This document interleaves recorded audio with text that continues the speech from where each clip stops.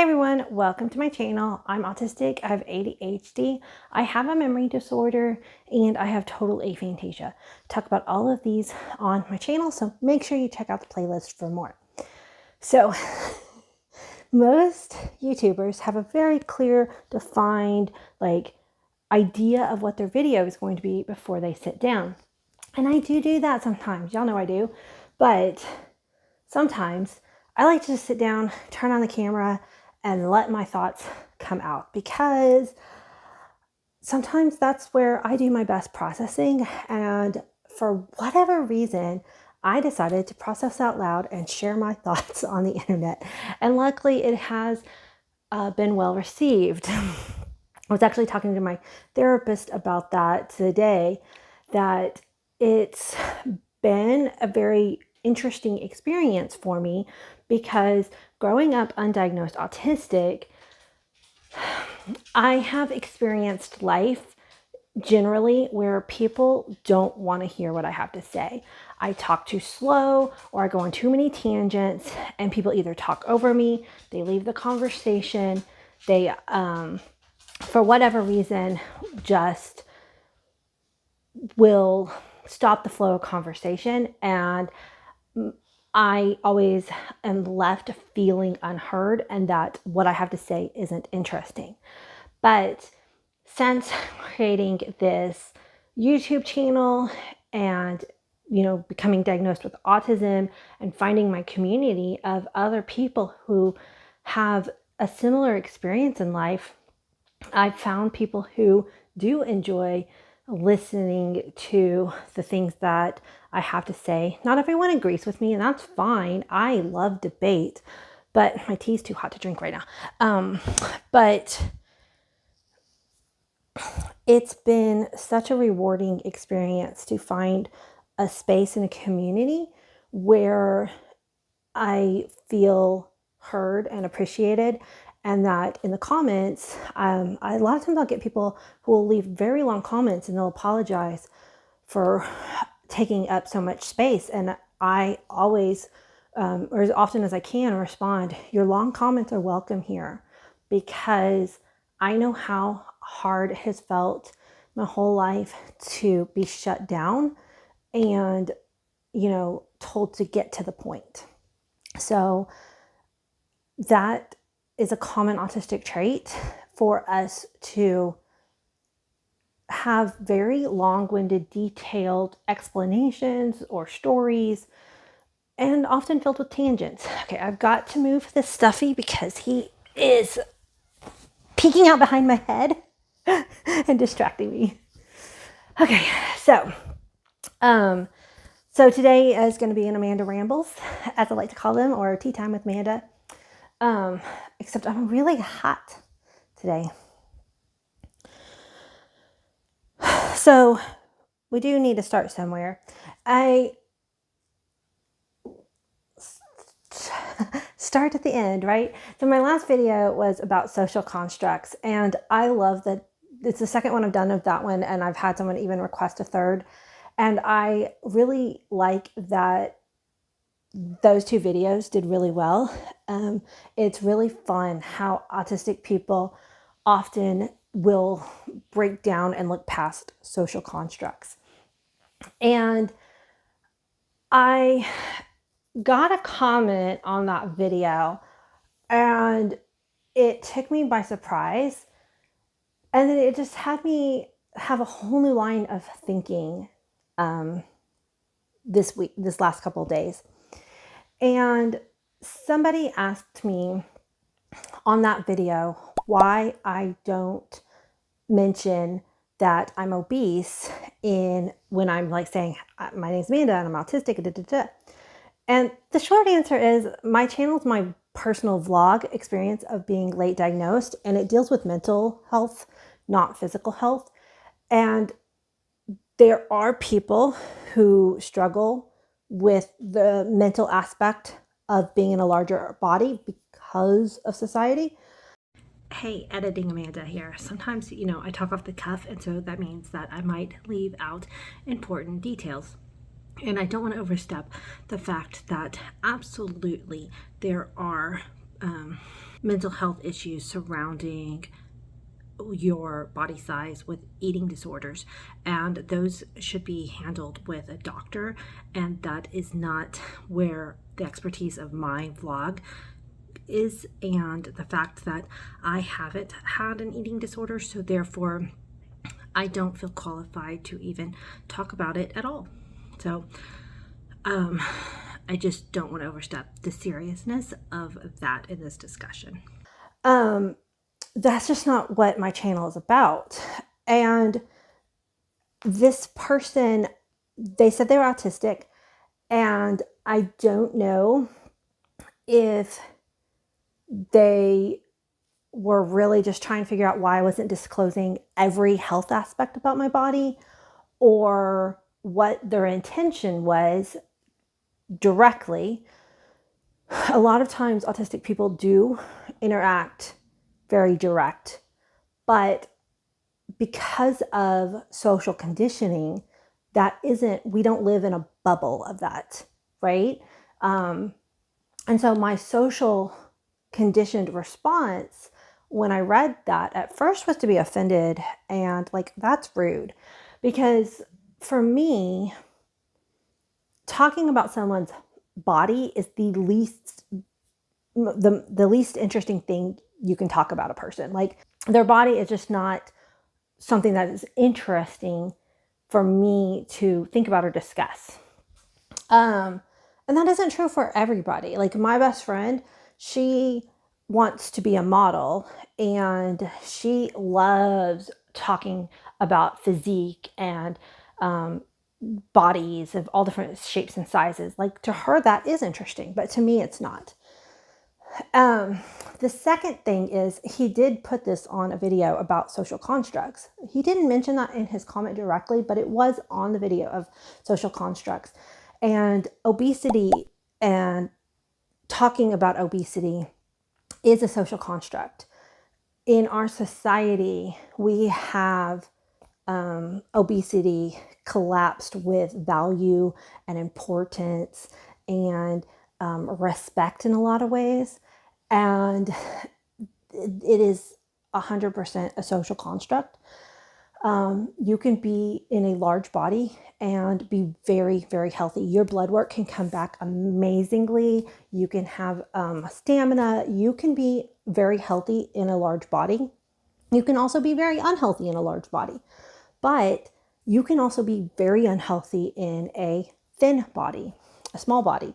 I have known many people who were completely malnourished, both in large bodies and in small bodies. And you can be very healthy and fit in a small body. Like, your body size isn't related to your health.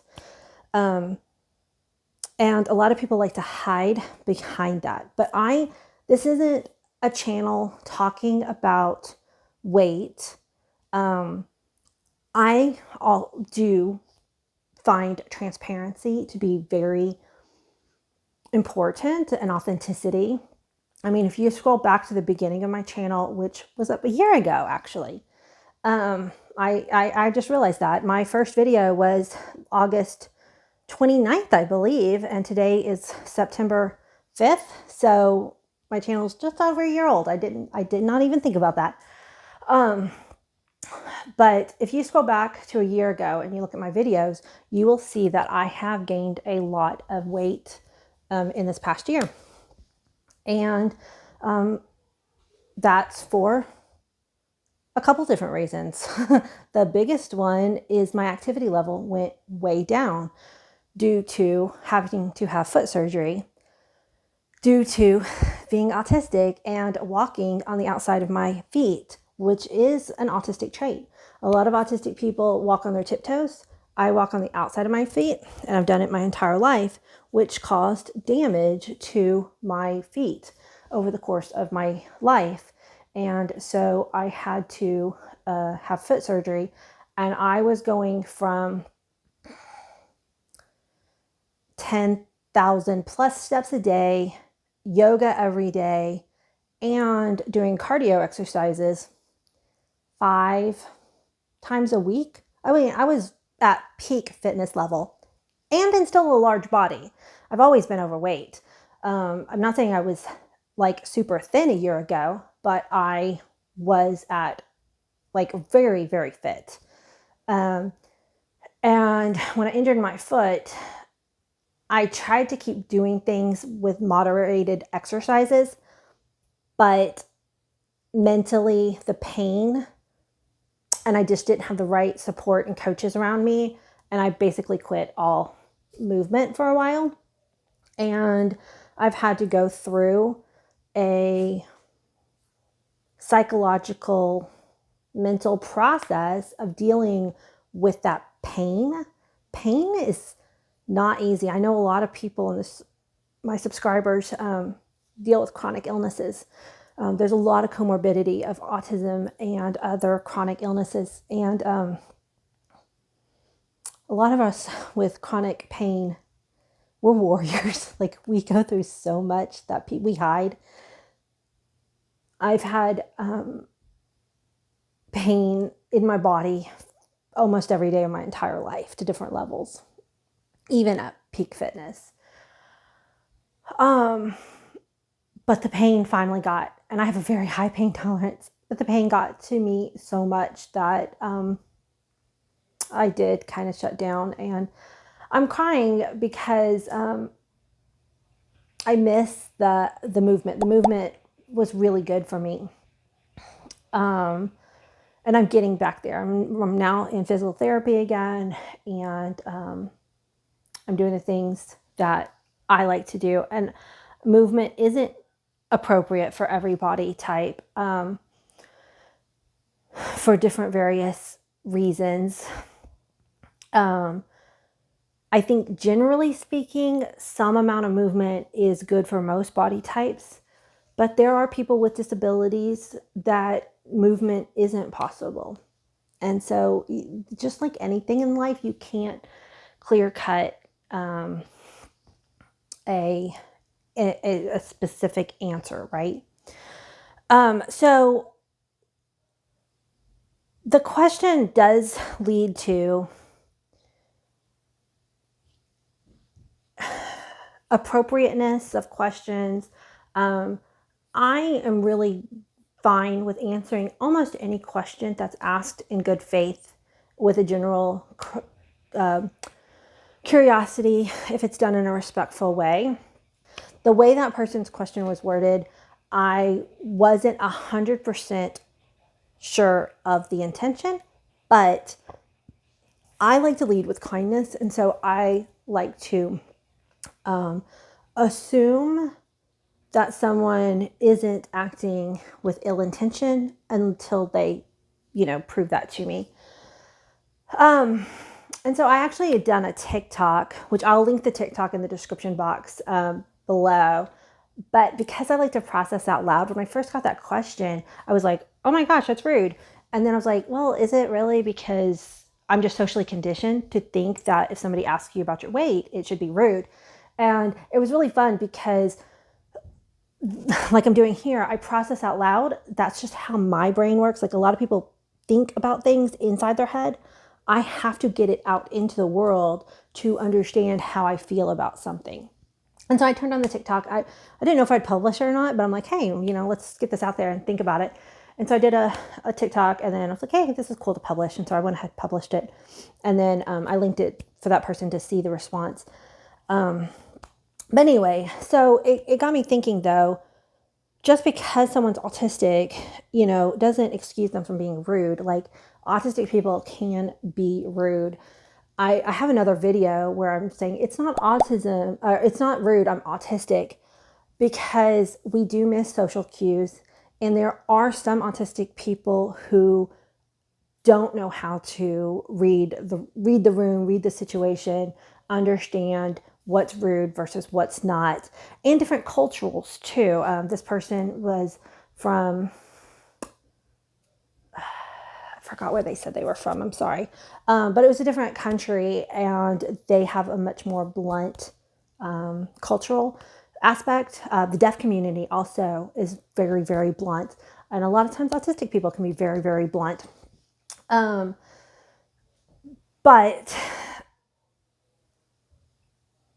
many autistic people, especially high masking autistic people, have learned how to kind of understand societal rules on what is considered rude or not.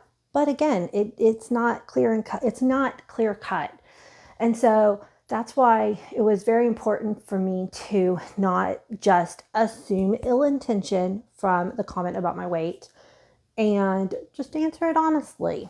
And I thought I'd bring that up to this one just because it is a touchy subject for so many people.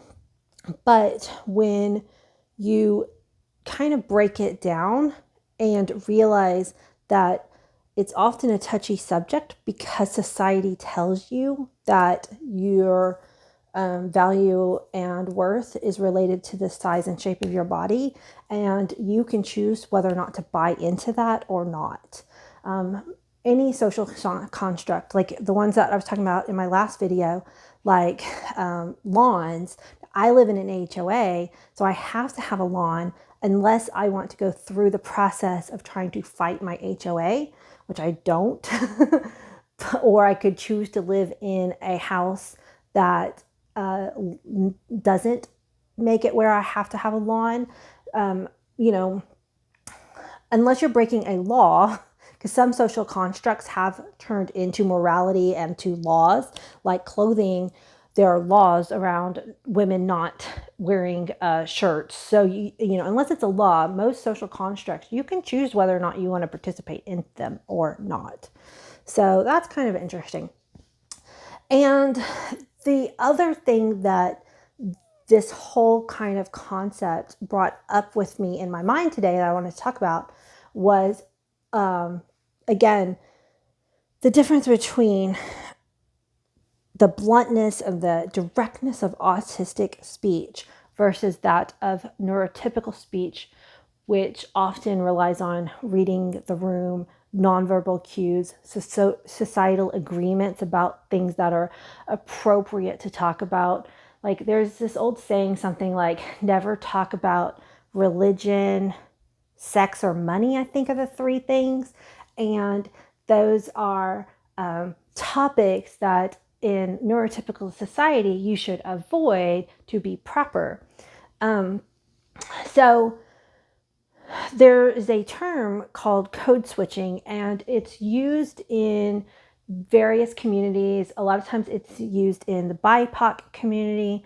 It's used in the deaf community a lot of times because they're very blunt and direct within their own community, but then they have to know to soften that and not be so blunt when they're talking to people outside the deaf community. And just anybody who's multilingual, sometimes, like I was talking about different cultures, if they are part of two cultures, they will code switch their language, but not just their words, but how they use their words and mannerisms and everything, depending on which community they're in.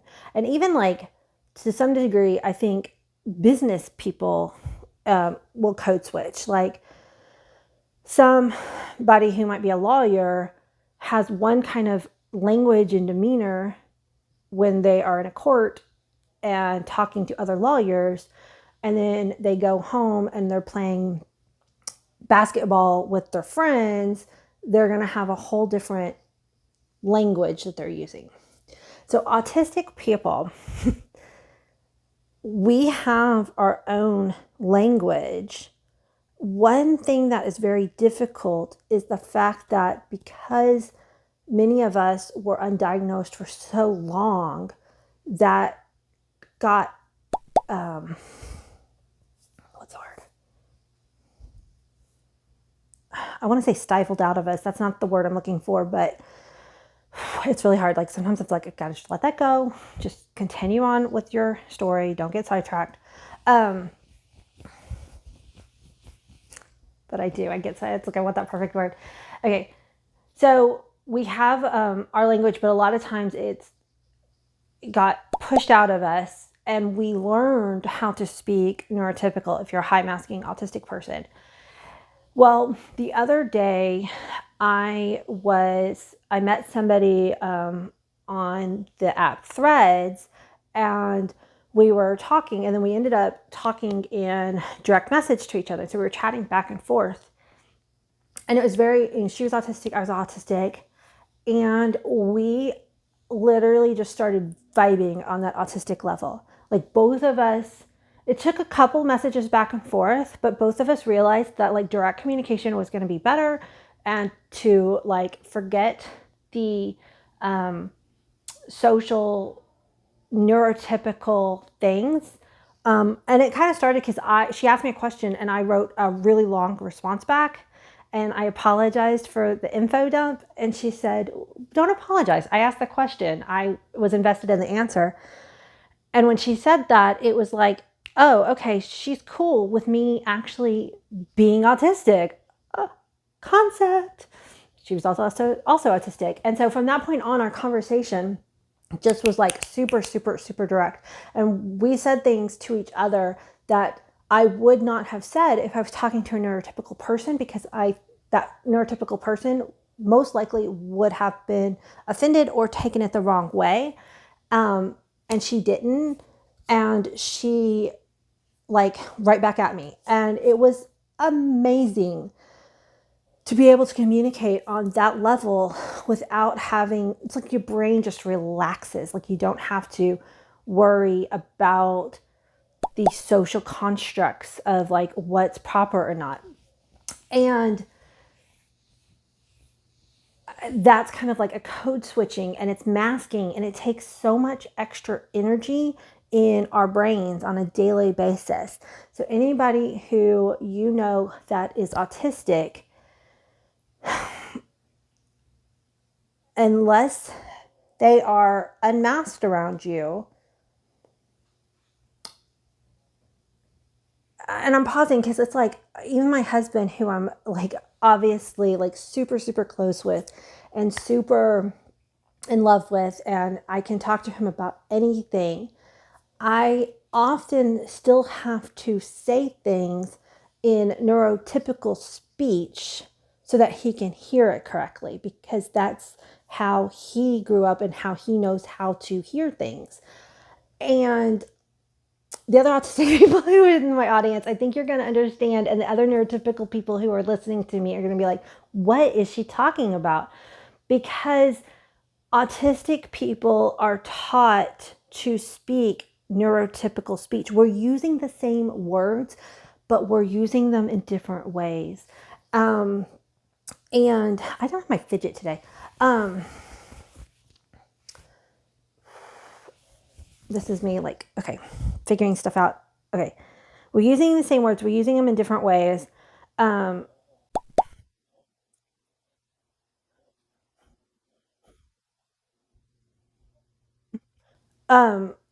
autistic people, high masking autistic people, we learn how to speak neurotypical speech, and we miss a lot. We miss social cues, we miss things because we're only observing and mimicking what we can, but we still are trained from birth to pick up on neurotypical speech patterns and ways of saying things, like knowing inherently that you should be offended when someone mentions your weight, because that is what society expects of you. So that is something that high masking autistic people learn, the neurotypical speech patterns and language. But neurotypical people, and this is just a disability awareness across the board, neurotypical people are not taught how to understand that neurodivergent brains are that work differently. Peppermint. This is so good. Okay, so neurotypical people assume often, never any absolutes, that everybody's brains work the same way. That's why a lot of times when they encounter an autistic person, they're going to assume that person's being rude, even if they aren't being rude, they're being direct, and their intention isn't to be rude. They're conditioned to expect certain things to be rude, for instance. And part of what I want to have happen on my channel is to bring awareness about how our different brains work, and that there are two different types of language code switching happening between autistic people and allistic, which is non-autistic people. And often high-masking autistic people don't know when it's safe to code switch, especially if they haven't been around other autistic people much before. I hope that leaves y'all with something to think about today. I've really had fun pondering these subjects. I really enjoy like getting into discussions and not like getting into discussions without having things being taken personally. And I think that has to do with a lot with the intention behind someone's words. Anyway, I'm going to leave it there today. Thank you guys so much for watching, like always. And until the next one, bye.